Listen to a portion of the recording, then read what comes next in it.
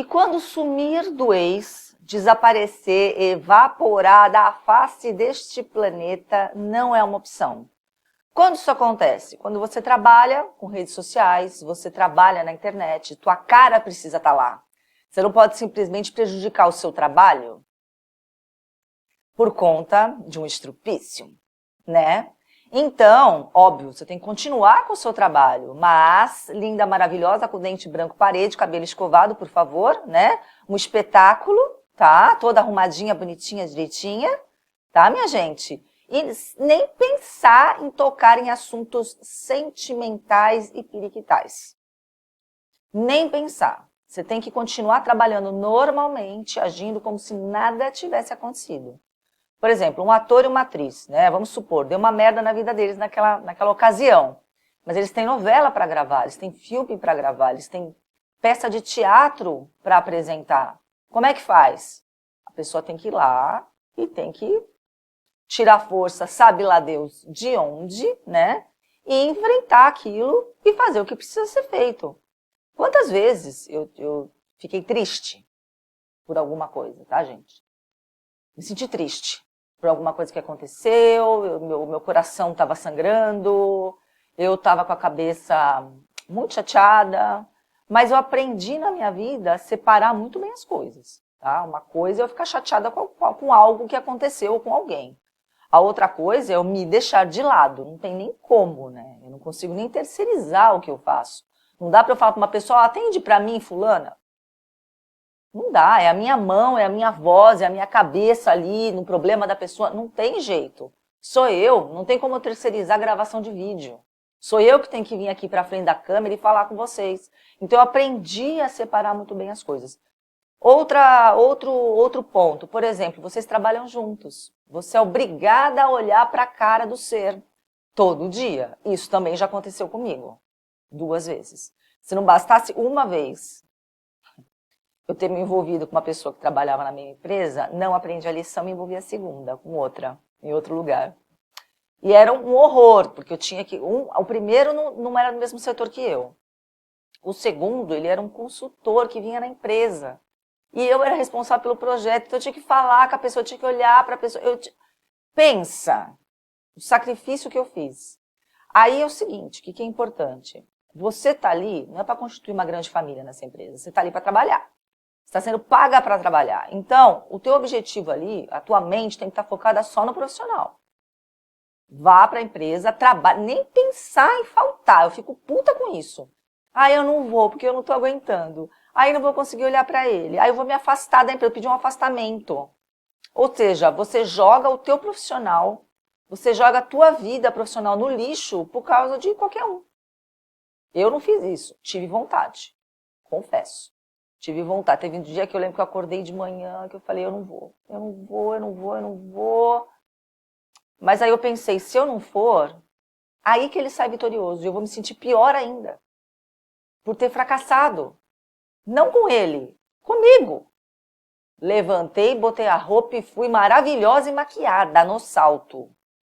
Saí super vitoriosa da situação. Nossa, saí outra pessoa.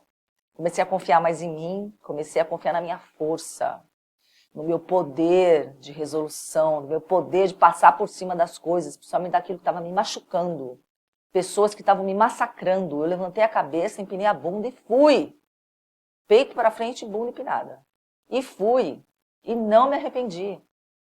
Então você tem que agir com ele como se ele fosse o Nicolas Cage no filme Cidade dos Anjos. Faz de conta que ele é uma alma penada naquela empresa, ele é uma entidade andando ali. Então você não está vendo, você não é médium, vidente de visualização, clarividente. Não, você não está vendo nada. Você vai fazer o seu trabalho, não olha para onde a pessoa está. Não olha.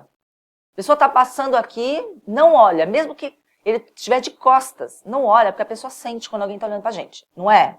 A gente sente. Não olha para a criatura. Não olha para o outro lado.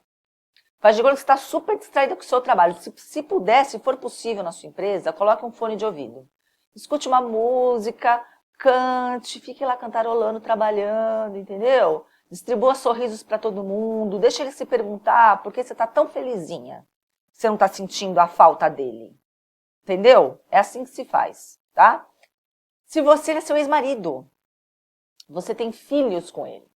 Obviamente você não pode sumir, por quê? Porque você tem que entregar a criança, você tem que pegar a criança, você tem que dar explicações sobre a criança. Então, não dá para simplesmente você sumir, né? Você não pode bloquear o seu ex-marido se ele é pai dos seus filhos, porque isso pode configurar alienação parental. Então, não é bom, nem pelos filhos, pelas crianças isso também não é bom, né? O bom para as crianças é, no mínimo, a criança, até para ela crescer e ter uma boa estrutura, ser uma criança segura, um adulto seguro, ela perceber que os pais se dão bem, não são mais casados, mas se dão bem, é uma relação harmoniosa.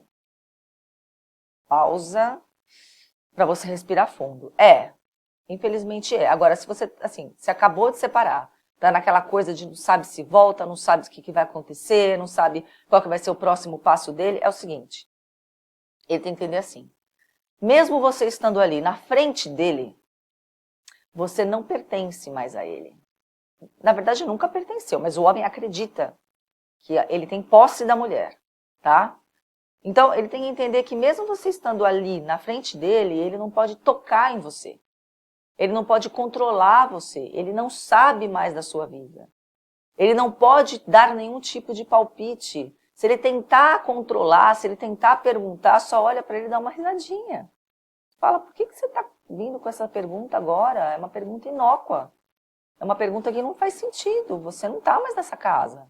A gente não está mais junto. Né? E você pode ficar tranquilo que eu sei me cuidar, eu sou uma mulher que eu me valorizo, sabe? Você pode ficar sossegado com relação a isso. Não precisa se preocupar comigo. Imagino que você deva ter muita coisa para se preocupar a partir de agora. Sempre com muita educação, com muita tranquilidade. Ele tem que ver uma calma em você, uma serenidade, uma tranquilidade fora do normal. Porque normalmente quando ocorre uma separação, a mulher se desespera, ela chora, ela fica um caco, ela fica parecendo um chuchu desidratado, com aquela cara, com aquela olheira. Não, ele tem que ver você linda. Ele tem que ver você tranquila.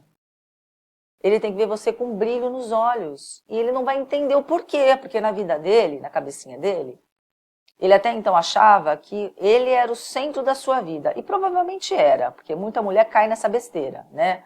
Larga o trabalho, larga a vida profissional, passa a viver ali em torno daquele casamento, esquece a mulher que ela era, passa a assumir um papel de esposa, mãe e se apaga inteira.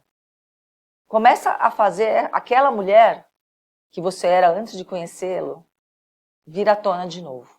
Começa a resgatar as coisas que você deixou de lado, começa a resgatar os seus projetos, os seus sonhos, as coisas que você gostava de fazer, tudo aquilo que você deixou de lado por conta da relação, por conta do casamento, que nem precisava ter deixado de lado, se você for parar para analisar as coisas que você gostava, as coisas que te davam prazer.